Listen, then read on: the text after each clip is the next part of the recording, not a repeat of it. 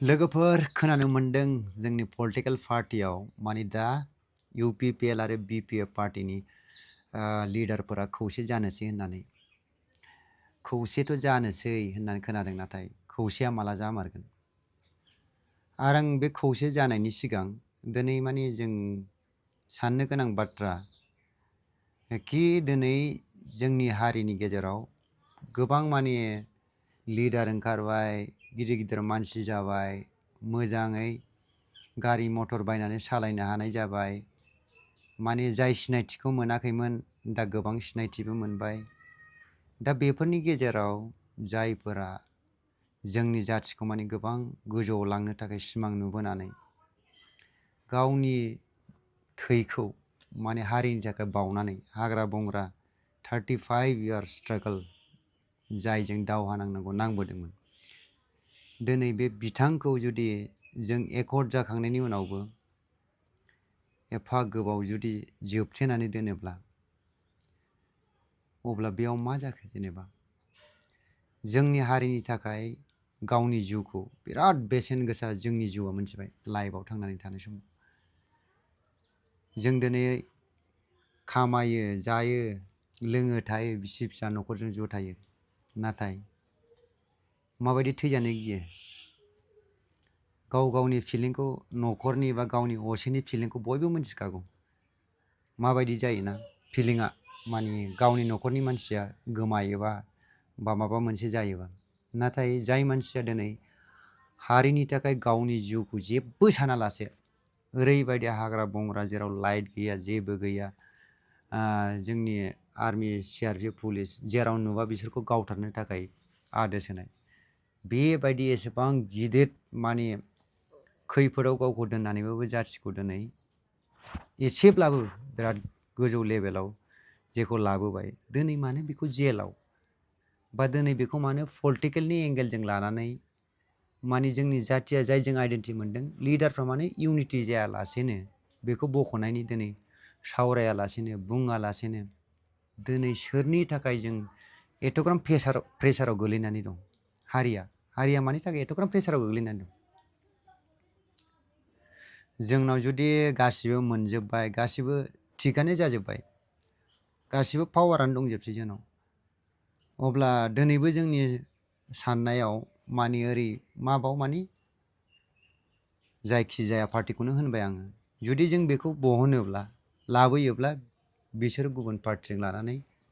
बा जोंनि सरकारखौ बा माबाखौ गाख्लायनो नाजागोन बा जों मोजां खामानि मावबाबो बिसोर जोंनि बेरेखायै खामानि मावगोन मानो बिदि साननाय दं यार आं सानो कि दिनै रन्जन दैमारि सारमोनाबो माखासे एनडिपिफोर जेसेबांनाखि जेलाव दं दिनै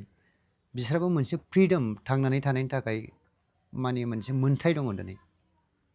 जायफोरा एथ'ग्राम गोबाव जोंनि जाथिनि थाखाय खामानि मावनानै दिनै जोंखौ सिनायथि होनानै गिहोनानै दानि समावथ' नों ओरैनो नर्माल नोंनाव पावार गैखायाबा जेबो रायज्लायनानै लाब गैया नोंनि खोथाखौ रावबो खोनासंनायबो नङा दा जे लेभेलसिमाव लाबोदों दिनै जोंनि बर'फ्रा पलिटिकेल गावनि सियारखौ सानालासेनो बिसोरखौ थाबैनो लाबोनो नाजानांगौमोन आरो दिनै एमपि एमएलए जोंनि बर'नि इभेन आसामनि एसेम्ब्लियाव जोंनि बिस्वजित दैमारि सारमोना स्पिकार सिन्थाय जानानै दङ दिनैसिम मालाबाबो 1% हिम्मत गैया कि ससियेल मिडियायाव फैनानै रन्जन दैमारिनि बेल माने गहोनायनि केसफोरनि माबाया सल्भ जासिगोन होननानै बा बेनि खामानिखौ मावदों ओरैबायदि जादों होननानै ससियेल मिडियायाव फैनानै राव फाग्लाबो सासेबो बुंफैनो हाया जों दिनैबो ओरैबायदि गलामना जों बेखौ पावार होना मोनथिबाय पावार होनोबा मा पावार होनोबा जेराव बुंनो हानाय बबा सोंखारिनो हानाय माबा मोनसे गोहो थानांगोन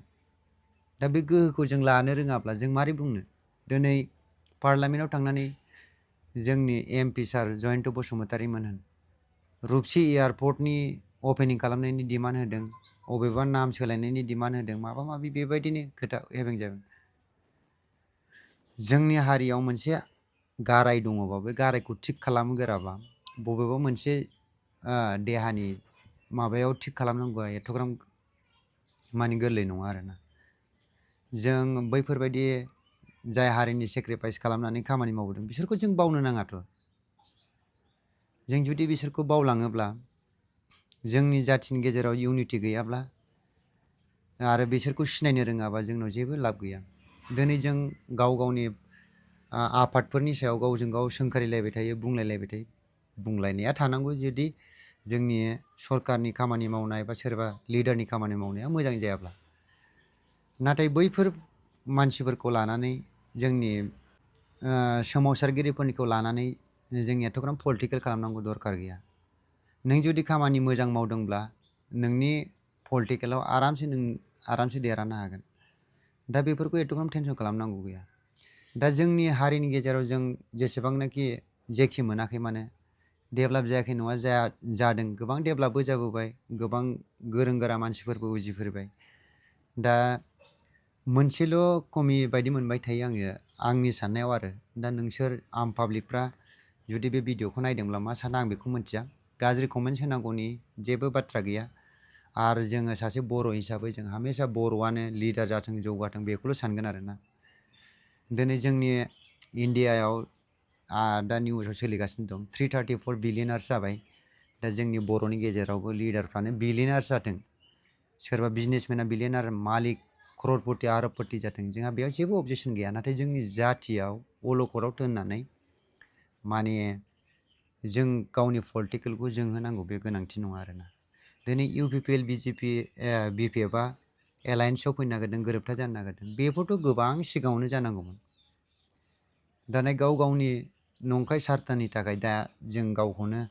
माने जाथिनिफ्राय ओरैबायदि गावस्रा होगासिनो दं। जोंनि जाथिया जुदि गावस्रायोबा गुबुन जाथिया इउनिटि जायोब्ला जों मा मोनगोन जेनेबा?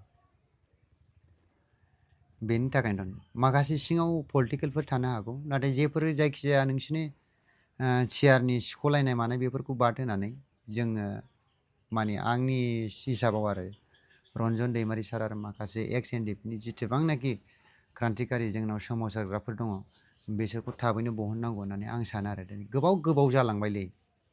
जोंनि सरकार BTR एग्रिमेन्ट जानायाबो गोबाव सम जालांबाय। नै दिनै 25आव इलेक्सनबो आरो जाफैफिनबावसैसो। अब्ला सोरखौ नेगासिनो दङ दा बेखौसो सानो आरोना। फैबाय थानाय समाव जुदि UPPL BPFआ जुदि ज' जायोब्लाबो बिसोरनि सायाव सोर खोथाखौ सावरायबावगोन बा बिनि थाखाय सोर मावबावगोन? दा बेखौसो साननांगौ जानानै दं आरोना लोगोफोर। दा नोंसोर मा होनो भिडिअआव नायनानै एसे कमेन्ट खालामबानो जाबाय लोगोफोर। गोजोन